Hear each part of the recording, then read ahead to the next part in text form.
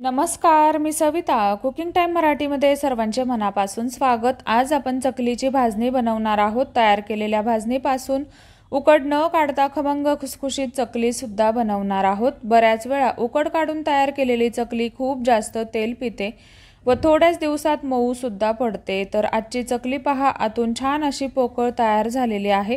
संपेपर्यंत अजिबात मऊ पडत नाही। आजची रेसिपी खूप सोपी आहे। तुम्हाला जर का आवडली तर चॅनलला सबस्क्राइब जरूर करा व रेसिपीला एक लाईक नक्की करा।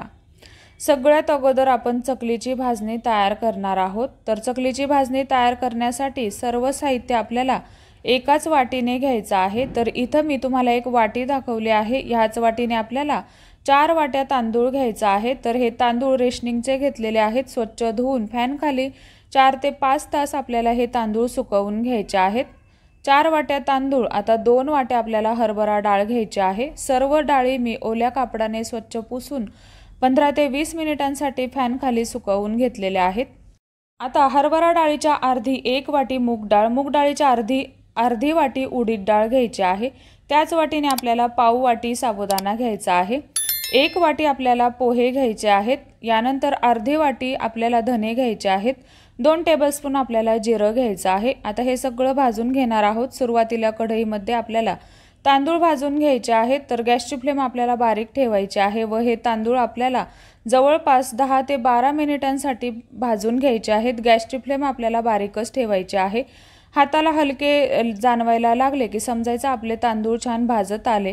तांदूळ काढून घेतले। आता हरभरा डाळ सुद्धा आपल्याला भाजून घ्यायची आहे। डाळ भाजत असताना एकूण मला 7 ते 8 मिनिटं लागली। छान आतपर्यंत आपल्याला डाळ भाजून घ्यायची आहे। बारीक गॅसवरती डाग येईपर्यंत हरभरा डाळ भाजून घेतली। आता यानंतर मूग डाळ व उडीद डाळ आपल्याला सोबतच भाजून घ्यायची आहे। बारीक गॅसवरती हलके डाग येईपर्यंत आपल्याला या डाळी भाजून घ्यायच्या आहेत। यानंतर आता साबुदाणा भाजून घेणार आहोत। तर साबुदाणा छान फुलेपर्यंत आपल्याला भाजून घ्यायचा आहे। साबुदाणा कच्चा ठेवायचा नाही। आता पोहे भाजून घेणार आहोत। पोहे भाजत असताना सुद्धा आपल्याला खूप जास्त वेळ लागत नाही, त्यामुळे यासोबत मी जिरे सुद्धा भाजून घेणार आहे। 1-2 मिनिटांसाठी आपल्याला हे पोहे व जिरे भाजून घ्यायचे आहेत। आता यानंतर धने सुद्धा आपल्याला भाजून घ्यायचे आहेत। धने सुद्धा आपल्याला 1 ते 1.5 ते 2 मिनिटांसाठी भाजून घ्यायचे आहेत। आता भाजणीमध्ये आपल्याला अर्धी वाटी डाळव घालायचं आहे। याने चकली छान खुसखुशीत अशी होते। सुरुवातीला मी डाळव दाखवलं नाही, त्यासाठी माफ करा। आता हे डाळव आपल्याला 1 मिनिटभरासाठी भाजून घ्यायचं आहे। सगळी भाजणी भाजून झाल्यानंतर एखाद्या कॉटनच्या कापडावरती काढून ठेवायचे आहे व ही आपल्याला पूर्णपणे थंड करून घ्यायची आहे। थंड करून घेतल्यानंतर ही आपल्याला गिरणीतनं दळून आणायची आहे। दळून आणत असताना एकदम बारीक अशी दळून आणायची आहे।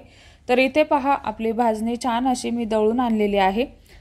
आता आपण चकली बनवायला घेणार आहोत। त्यासाठी इथे पहा, भाजणीच्या पिठाचा कप भरत असताना अगदी आपल्याला हलक्या हाताने सपाट भरून घ्यायचा आहे। अगदी दाब देऊन आपल्याला हा कप भरून घ्यायचा नाही। तर इथं मी थोड्या जास्त प्रमाणात चकली बनवणार आहे। तुम्हाला जर का कमी प्रमाणात बनवायची असेल तर कुठलीही छोटी वाटी तुम्ही सेट करून घेऊ शकता। तर इथं मी एकूण 8 कप इतकी भाजणी घेतलेली आहे। भाजणी बनवताना तांदळाचं वजनी प्रमाण तुम्हाला सांगायला विसरले, तर 700 ग्राम इतकं मी तांदूळ घेतलं होतं। त्यानुसार पुढचं प्रमाण मी वाटीने घेतलेलं आहे। आता इथे पहा, 8 कप आपण भाजणीचं पीठ घेतलेलं आहे। आता ज्या कपाने आपण पीठ घेतलं त्याच कपाने आपल्याला अर्धा कप तेल घ्यायचं आहे। आता हे तेल आपल्याला छान कडकडीत गरम करून घ्यायचं आहे। अगदी धूर येईपर्यंत आपल्याला हे तेल छान कडकडीत गरम करून घ्यायचं आहे। गरम केलेलं तेल आपल्याला या भाजणीच्या पिठावरती घालायचं आहे। आता हे थोडंसं आपल्याला मिक्स करून घ्यायचं आहे। आता यानंतर यामध्ये आपण घालणार आहोत चवीनुसार मीठ। तर यामध्ये मी 2 ते 2.5 चमचे इतकं मीठ घातलेलं आहे। चवीनुसार तुम्हाला मीठ घालायचं आहे। यानंतर आता इथे पहा, 2 मोठे चमचे इथं मी बेडगी मिरची पावडर घेतलेली आहे। यानंतर 2 चमचे इथं मी तीळ घेतलेले आहेत। तीळ तुम्ही आवडीप्रमाणे कमी जास्त करू शकता। यानंतर अर्धा चमचा हिंग घ्यायचा आहे। 1 चमचा आपल्याला ओवा घ्यायचा आहे व अर्धा छोटा चमचा आपल्याला हळद घ्यायची आहे। हळद खूप जास्त घालायची नाही। आता सगळं घेतलेलं साहित्य आपल्याला यामध्ये घालायचं आहे। तुमच्याकडे जर का बेडगी मिरची पावडर सोडून दुसरी नॉर्मल मिरची पावडर असेल तर तीच वापरा। बेडगी मिरची पावडर वापरल्यामुळे चकलीला खूप जास्त गडद व काळपट रंग येतो। त्यामुळे तुमच्याकडे जर का बेडगी मिरची पावडर नसेल तर नाही घातली तरीही चालेल, आपली नॉर्मल मिरची पावडर घातली तरीही चालेल। घातलेलं साहित्य या पिठाला चांगलं चोळून घ्यायचं आहे व अशा पद्धतीने मूठ वळून पाहायचे आहे, म्हणजेच समजायचं आपले चकलीचं मोहन व्यवस्थित झालं आहे। आता चकली बनवण्यासाठी पाण्याचं प्रमाण पाहूया। ज्या कपाने सर्व साहित्य घेतलं त्याच कपाने आपल्याला 4 कप इतकं पाणी घ्यायचं आहे। तर इथं मी तुम्हाला पाण्याचं सुद्धा प्रमाण दाखवलं आहे। आता हे पाणी आपल्याला गॅसवरती छान कडकडीत असं गरम करून घ्यायचं आहे। कडकडीत गरम करून घेतलेलं पाणी आपल्याला या भाजणीच्या पिठामध्ये घालायचं आहे।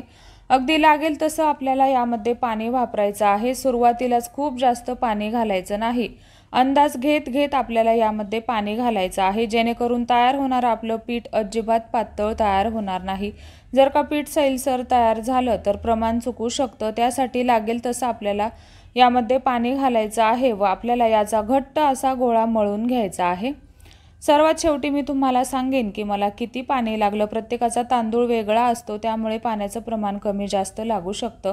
घट्ट मळलेलं चकलीचं पीठ आपल्याला 10 मिनिटांसाठी असंच झाकून ठेवायचं आहे। तर इथे पहा, मला बरोबर 3 कप वरती 2 चमचे इतकं पाणी लागलेलं आहे। तर आता इथे पहा, 15 मिनिटांसाठी हे चकलीचं पीठ मी झाकून ठेवलेलं होतं। आता यापैकी जितकं पीठ आपल्याला हवं आहे तितकं काढून घ्यायचं आहे, राहिलेलं पीठ आपल्याला झाकून ठेवायचं आहे। आता हा चकलीच्या पिठाचा गोळा आपल्याला छान असा मळून घ्यायचा आहे, जेणेकरून या पिठाला कुठे सुद्धा चिरा राहणार नाही। जितकं चकलीचं पीठ मळू तितकी चकली छान खुसखुशीत अशी तयार होते व तयार करताना अजिबात तुटत नाही। तर आता इथे पहा, मी चकलीचा साचा घेतलेला आहे। आता चकलीच्या साच्याला सगळीकडनं आपल्याला तेल लावून घ्यायचं आहे व चकलीची प्लेट आपल्याला लावून घ्यायची आहे। खरखरीत भाग आपल्याला बाहेर ठेवायचा आहे, मऊ चकलीच्या प्लेटचा भाग आपल्याला आतमधनं ठेवायचा आहे। पीठ आता चकलीच्या साच्यामध्ये घातलं। आता आपण चकल्या पाडून घेणार आहोत। तुम्ही तुमच्या आवडीप्रमाणे तुम्हाला किती वेड्याच्या चकल्या हव्या आहेत तितक्या वेड्याच्या चकल्या तुम्हाला बनवून घ्यायच्या आहेत। चकली पाडत असताना सोऱ्या खूप जास्त वरती पकडायचा नाही। तर आता इथे पहा, अशा पद्धतीने आपल्याला चकली पाडून घ्यायची आहे। चकली पाडत असताना पाडून झाल्यानंतर शेवटचं टोक आपल्याला व्यवस्थित असं बंद करून घ्यायचं आहे व आतलं टोक सुद्धा, जेणेकरून चकली तळत असताना अजिबात तेलात सुटणार नाही। तर आता मी थोड्याच चकल्या बनवून घेतलेल्या आहेत। आता चकल्या तळून घ्यायच्या आहेत। सुरुवातीला तेल छान आपल्याला कडकडीत गरम करून घ्यायचं आहे। यामध्ये एक चकलीचा आपल्याला तुकडा सोडून पाहायचा आहे, जेणेकरून आपल्याला समजेल तेल छान कडकडीत गरम झालं आहे की नाही। आता यानंतर गॅसची फ्लेम आपल्याला हाय ठेवायची आहे व यामध्ये आपल्याला चकल्या सोडून घ्यायच्या आहेत। चकल्या सोडून झाल्यानंतर सुरुवातीला लगेचच याला आपल्याला पलटी करायचं नाही। चकल्या खूप जास्त मऊ असतात, जेणेकरून तुटल्या जातील यासाठी थोड्याशा सेट झाल्या की लगेच या आपल्याला पलटी करून घ्यायच्या आहेत। सतत अलट पलट करत या चकल्या आपल्याला तळून घ्यायच्या आहेत। चकली तळत असताना आपल्याला गॅसची फ्लेम मीडियम ठेवायची आहे, हाय फ्लेम ठेवायची नाही किंवा बारीक सुद्धा ठेवायची नाही। तर इथे पहा, चकलीवरचे बुडबुडे सगळे गेलेले आहेत व चकली छान तळाला बसायला लागली की समजायचं आपली चकली तळून तयार झालेली आहे। उकड काढलेल्या चकलीसाठी गॅसची फ्लेम मीडियमपेक्षा थोडीशी मोठी ठेवावी लागते, कारण उकड काढलेली चकली तळण्यासाठी खूप जास्त वेळ घेते। त्यासाठी आता इथे पहा, आपण उकड न काढता चकली तयार केलेली आहे, त्यामुळे तळण्यासाठी गॅसची फ्लेम आपल्याला मीडियमच ठेवायची आहे। तर आता इथे पहा, सगळ्या चकल्या मी तयार करून घेतलेल्या आहेत। कशी वाटली तुम्हाला आजची रेसिपी? आवडली असेल तर रेसिपीला एक लाईक जरूर करावं। चॅनलवरती जर का तुम्ही नवीन असाल तर चॅनलला नक्की सबस्क्राईब करावं। अशा पद्धतीची चकली नक्की बनवून पहा, तुम्हाला नक्कीच आवडेल। धन्यवाद।